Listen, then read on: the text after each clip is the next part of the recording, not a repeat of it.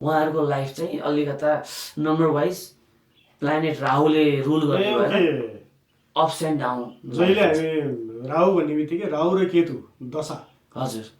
अनि उहाँहरूको चाहिँ लाइफ चाहिँ अलिकता अप्स एन्ड डाउन हुन्छ, lot of struggles. They are very hard working people.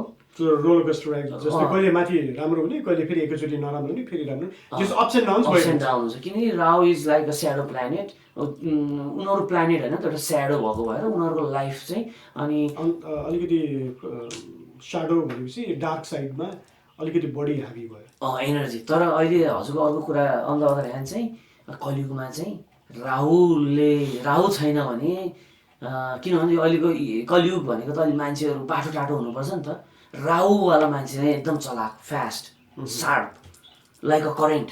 उहाँको दिमाग चाहिँ पोजिटिभ वेमा सार्प हो कि अलिकति नेगेटिभ पनि जान्छ, अलिकति धुर्त पनि भनिरहेको? बहुत बहुत। उहाँले आफ्नो पर्सनालिटीलाई कतातिर लानुहुन्छ त्यस्तो जस्तो पनि गर्न सक्छ। राहुल भनेको धुवा, दे क्यान चेन्ज। एउटा फेस पनि हुनसक्छ, अर्को फेस पनि हुनसक्छ। धेरैजना नेताहरूको चाहिँ 4 नम्बर जस्तो लाग्यो मलाई। 4 नम्बर नभएको त नेता बन्नलाई गाह्रो पर्छ। किनकि 4 number they have good intuition, they are very good planner and they are very discipline. अनि 4 नम्बर भन्ने बित्तिकै हजुरलाई अघि नम्बर भनेपछि 4 तारिक, 13 तारिक, 22 तारिक, 31 तारिक, 31st। अगेन फेरि दुईटा नम्बर जुन चाहिँ छ त्यो जोड्दाखेरि चाहिँ 4 आयो भनेदेखि that's your number, or single digit 4 हो भनेदेखि that's your number 4। Let's come to number 5। Number 5 is very good number.